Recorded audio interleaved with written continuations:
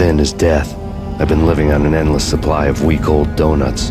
They were fuel for this crazy furnace inside my head. I couldn't remember when I had last seen the sun. I was on a permanent graveyard shift. When the darkness fell, New York City became something else, any old Sinatra song notwithstanding. Bad things happened in the night, on the streets of that other city, Noir York City. I was in an all-night diner, downing cup after cup of coffee that tasted like engine oil, when a new message from BB got me back on the killer track. What the hell happened at Roscoe Street? Maxie, I'm going out on a limb here. We need to talk this through, come up with a plan. 2:30 a.m., the Choir Communications Garage. The more I thought about Alex's murder and the frame-up, the more it felt like an inside job. I should have seen it coming. BB had sold me out, and now he wanted to finish what he'd started. The garage was dead. BB showed up in his tailor-made suit, gold watch, and cufflinks to match, all way beyond a cop's pay. Maxie. Oozing suave charm, he was guilty as hell. What the hell does BB stand for anyway? Backstabbing bastard? Come on, don't be like that. Have a cigar. I don't smoke. Maxie, you have no idea how big this is. It's huge. You have no idea.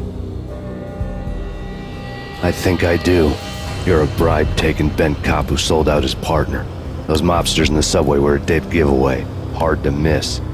Bet it was exactly like this with Alex. Up close and personal. You can't win this one, Max. No, but I can make damn sure none of you do either. BB turned out to be another cardboard cutout bad guy.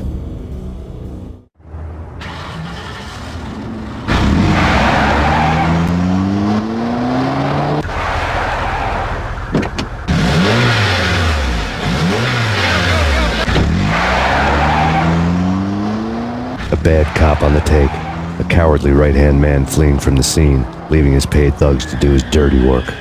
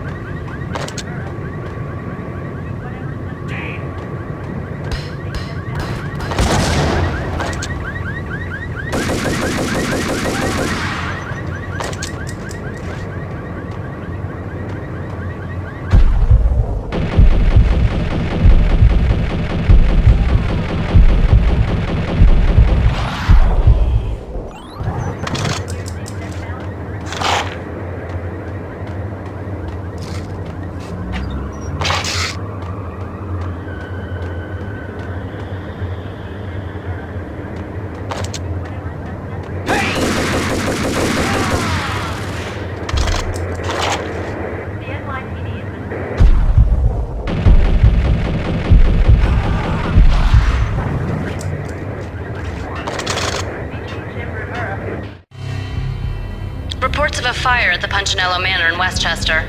The manor is the home of Angelo Punchinello, the alleged head of the Punchinello crime family. The police are now saying, contrary to their earlier statements, that Max Payne is still alive and at large. He continues his vendetta against the Mafia, of which this last act of arson is attributed to. I had no recollection of setting any fires, but I did remember the flames.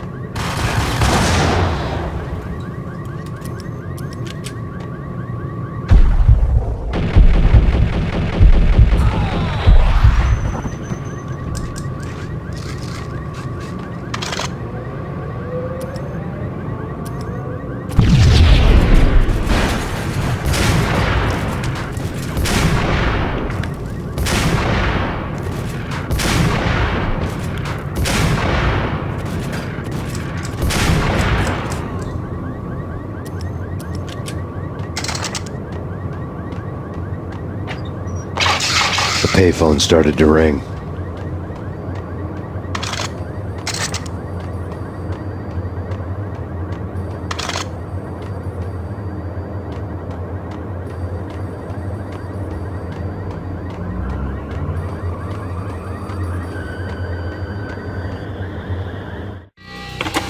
Yeah. Max Payne? Whatever does it for you.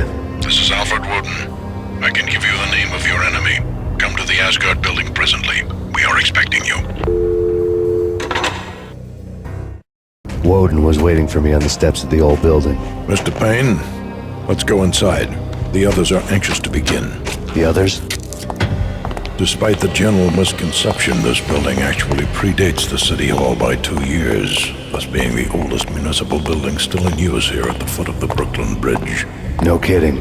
The old man played tour guide as he led me through a dark domed hall. The answers I was after loomed large ahead. Mr. Payne, I would like to introduce you to my colleagues in what we call the Inner Circle. You've been watching too much X-Files. You have seen the files on Project Valhalla. We can fill the gaps, provide you with the information missing from those files. We were all involved in the early stages of the project during the Gulf War. What's the catch? We would very much like to blow this thing wide open, but our hands are tied. Her name is Nicole Horn. She was the key figure in Project Valhalla. When the funding was discontinued, she simply refused to quit. She knew exactly what she had in her hands. Nicole Horn is the president of Acer Corporation. She has more than half the city in her pocket. This must be kept under wraps. If you try to go public with this, we will deny any knowledge. We need you to take her out. Afterwards, we can protect you. Make all the charges go away. That was the cue for the killer suits to kick in the doors and swarm inside.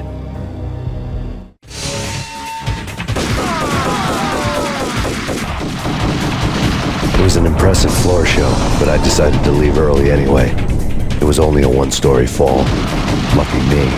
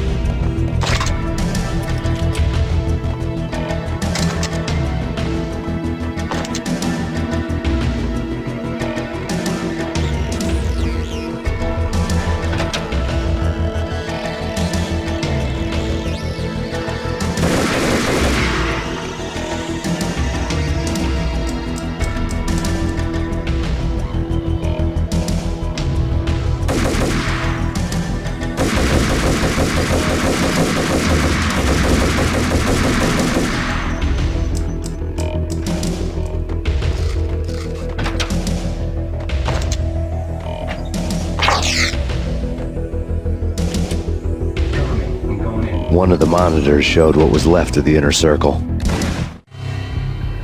On screen, the so-called corpse of Alfred Woden stood up, miraculously waking from his dirt nap, looking smug among his dead pals. In the land of the blind, the one-eyed man is king. I didn't know how he pulled it off, but it was a pretty slick way to get out of all his promises. Most of what he had said fit too well to be a load of crap.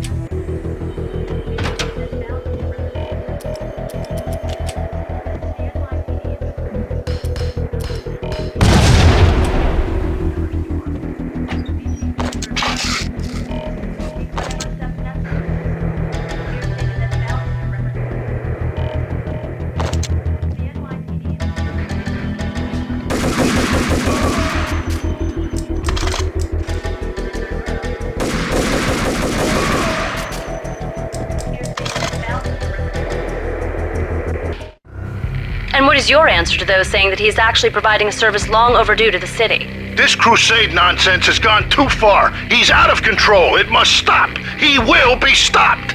That was Deputy Chief Jim Rivera from the New York City Police Department.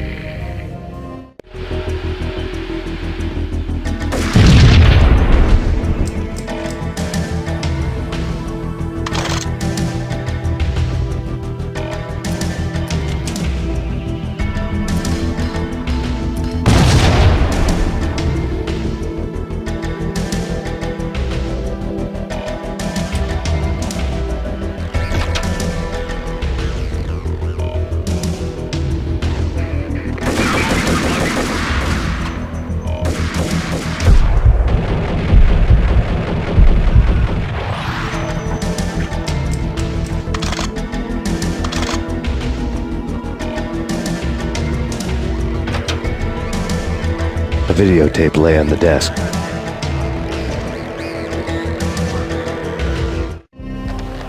Nicole Horn had blackmailed the inner circle into silence. The tape came with a curt extortion note on a piece of expensive paper. I remembered Candy Dawn taping her clients in action on the side, selling the tapes to the highest bidder. I was sure that kinky sex was nowhere near Alfred Woden's worst sin, but I had a feeling that when this was over, any collateral would come in handy.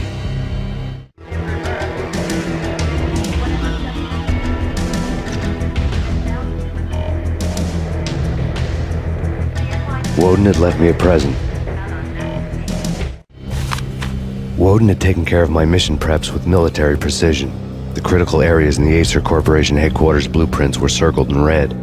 The president's office was at the top of the building, right below her penthouse suite. The elevators were controlled by a security computer, part of the mainframe located underground below the building. The high-rise was sealed as tight as a sci-fi fortress.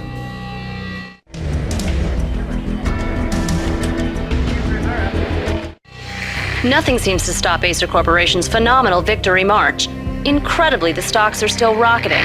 Worried experts already see a danger in the company's success. Some have gone as far as to say that Acer Corporation is about to become an even bigger monopoly than Microsoft ever was.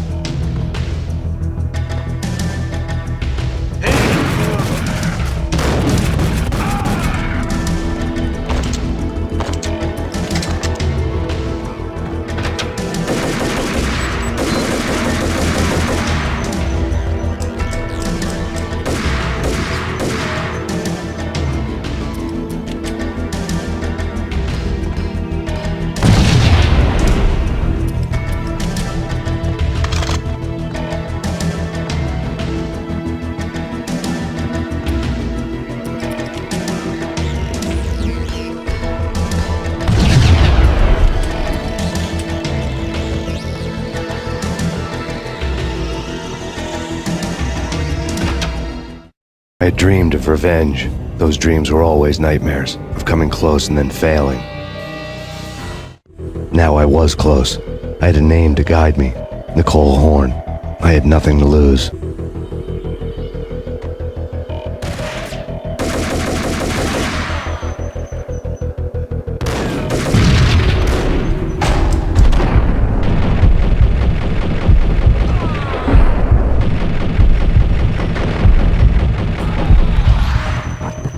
The Inner Circle had quite a track record. Project Valhalla had not been the only thing the Inner Circle had been involved in. There were rows of cabinets full of files. The Serpentine Secret Society went back a long way, always pulling strings from the shadows. I couldn't say I was sorry. Woden's move in some Byzantine power game had cut the Circle's membership roster to 1. The old man wanted me on cleanup duty. It was my mess too.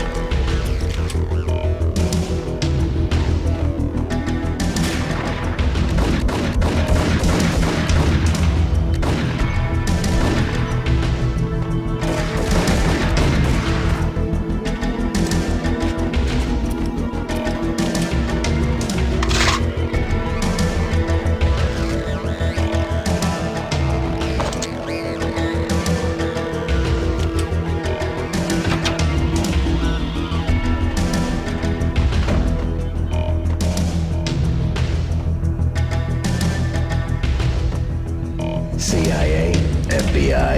You've seen one, you've seen them all. Sure, good for a practice run. But this, engaging hostile.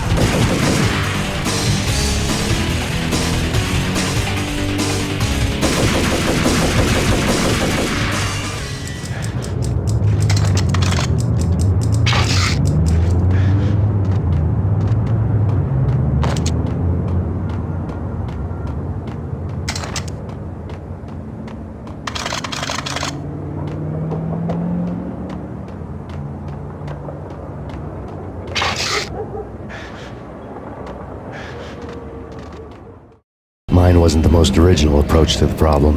It wasn't as if it hadn't all been done before. An eye for an eye, the first principle of revenge. Old as dirt, still going strong. The cardinal rule in going after someone with an intention to kill was not to make it personal, which it almost always ended up being anyway. It did with me. I took my time, cruising around the city in the snow. There was no hurry. I knew what I had to do now. I took my time, thinking about it, building up the rage. When I was ready, I parked the stolen wheels at the front entrance of the Acer Corporation headquarters. Got out, got in, got cracking. I had a bullet with Nicole Horn's name on it. I had 10,000 bullets with the hag's name on them.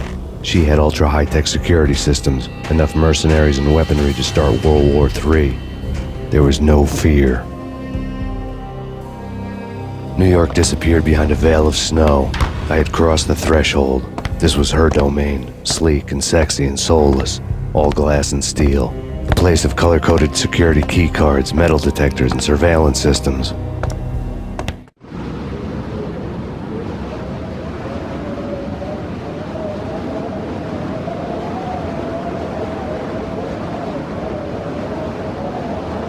Colder than a walk-in fridge.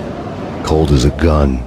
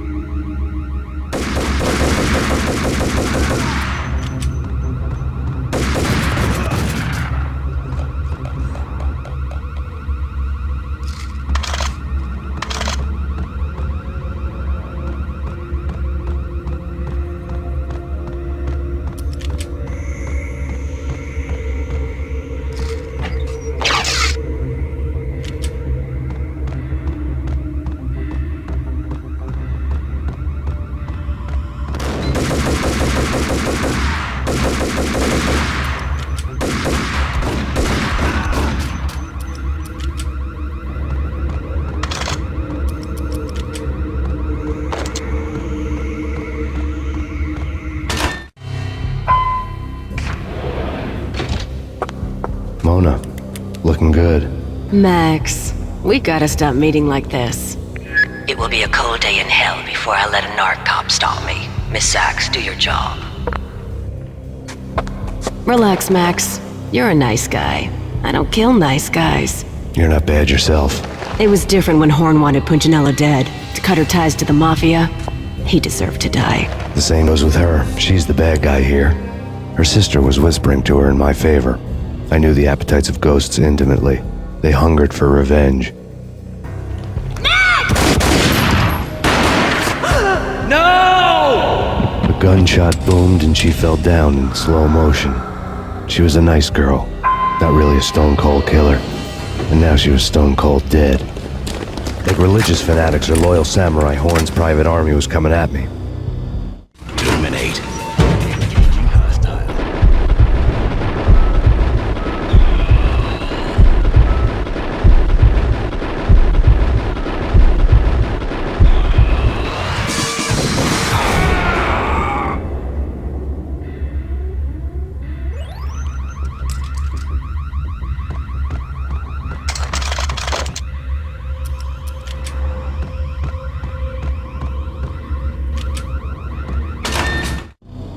When the elevator came back down, Mona was gone. There was a lot of blood, but no body. Something clicked for the final time. My mind had never been so clear, as if somewhere high above the storm clouds were already gone, cold stars blazing from the black skies.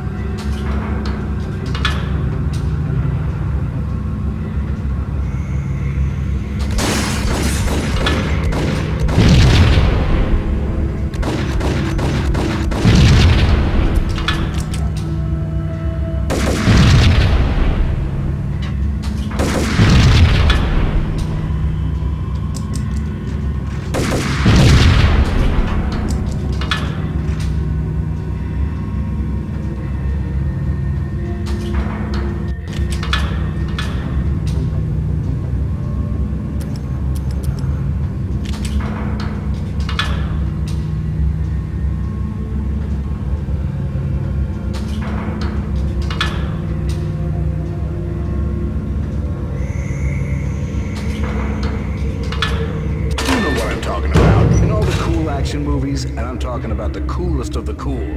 It always seems like time slows down. What the hell?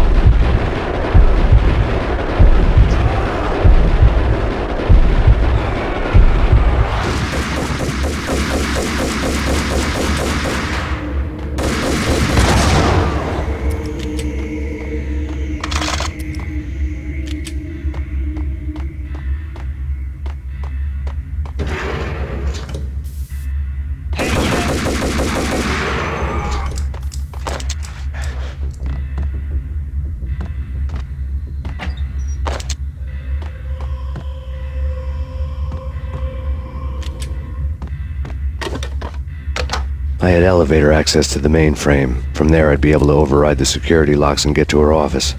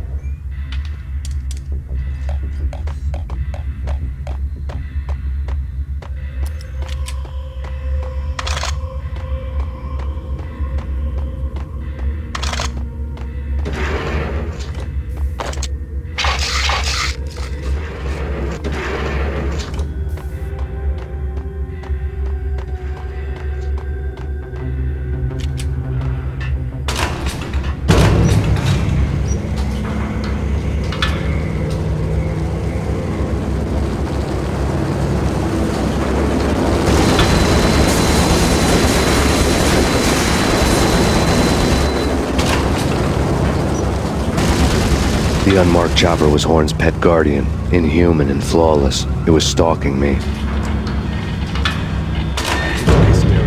I'm not a cold-blooded killer. I'm a nice guy.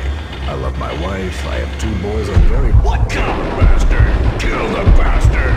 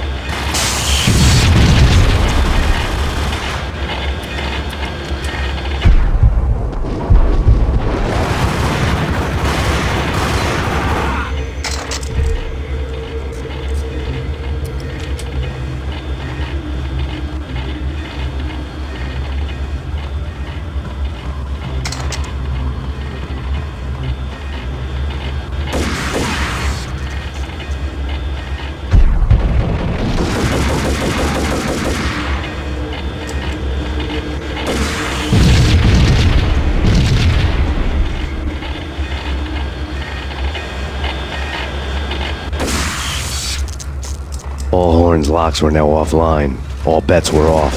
The elevator would take me all the way up.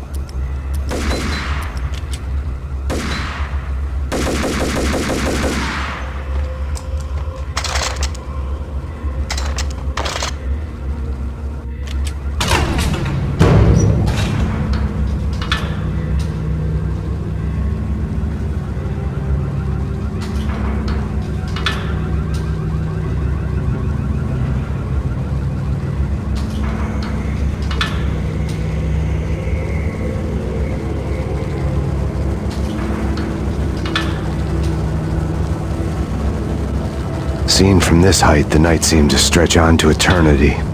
A hint of desperation had crept into the snowstorm, as if it was trying to get it all out before the end.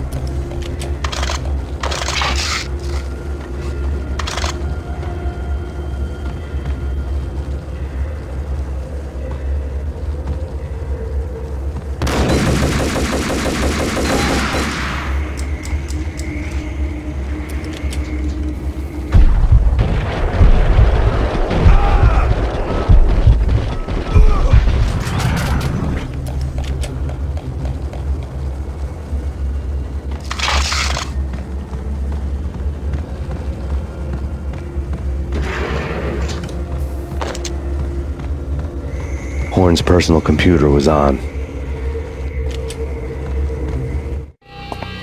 Next to the printer was a neat stack of expensive paper. Hacking through Horn's computer would have unearthed files of criminal plans, strategies for world domination, spy helicopter reports, illegal wiretap recordings, internet porno, all of the above. Take your pick.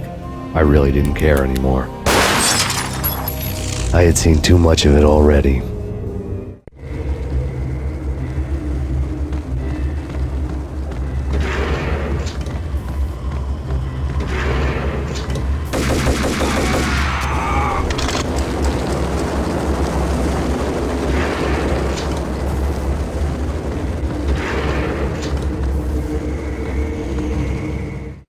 Valkyr had been meant to be a white-winged maiden that would lift you to a warrior's heaven, but it turned out to be a one-way demon ride to hell. The devil was in the drug. I knew. I had met him.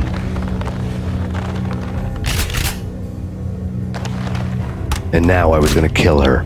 The queen of the underworld who had tried to lift herself a bit closer to heaven with her drug money. No begging, no bribes. She knew better. Honor among killers. We who were about to die. Both of us knew how this would end, in pain and suffering. All this because your wife stuck her nose into things that were none of her business. The cops were coming to take me away. The sirens were like a bad conscience I couldn't shake. It's ridiculous you've made it this far. You won't be alive when they get here. Stop him!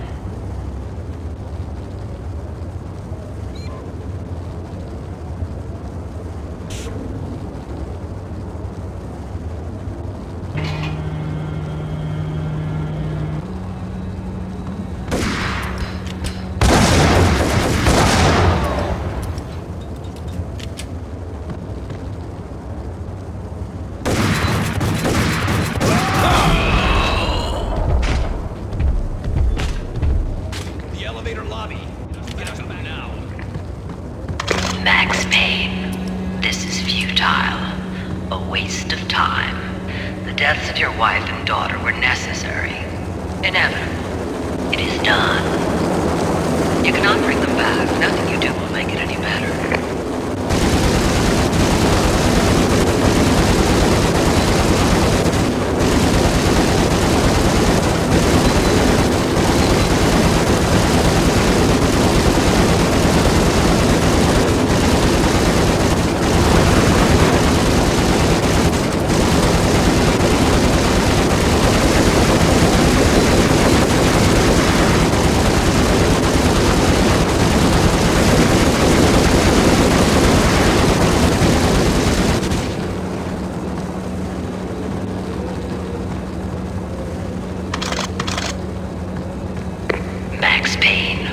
You are fighting a losing battle. You cannot survive this. You will die. Stop fighting. Make it easy for yourself. Accept your fate. You will die here.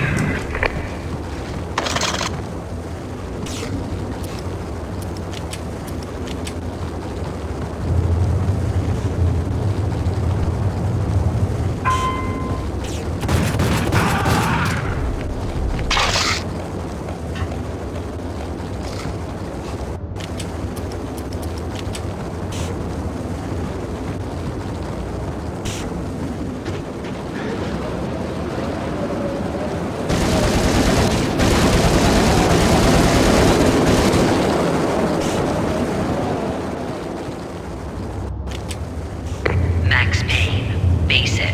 You're up against an unbeatable force. You have already lost. You have lost. Only death will set you free from your pain. Accept it. Surrender. Give up. We have him in the North Lounge.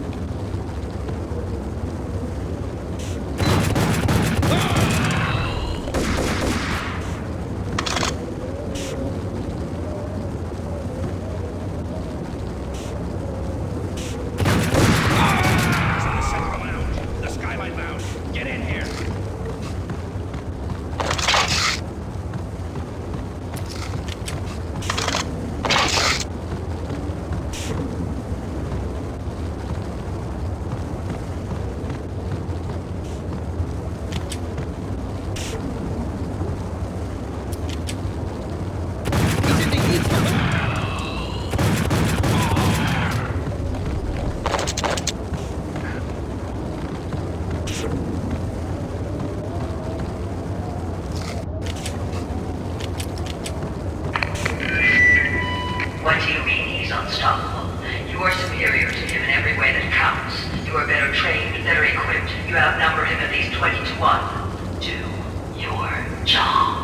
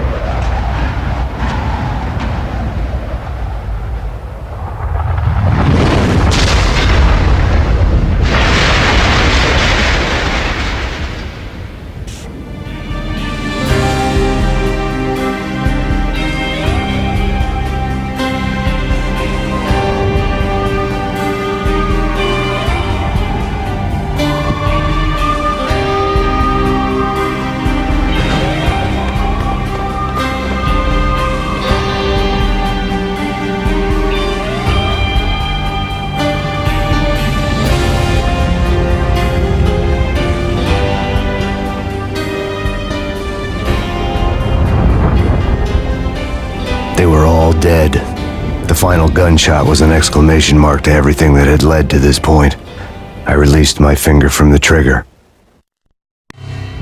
And then it was all over. The storm seemed to lose its frenzy. The ragged clouds gave way to the stars above. Max Payne, this is Deputy Chief Jim Bravura from the NYPD. We've got the building surrounded. Throw down your weapons and lie down with your hands behind your head. A bit closer to heaven.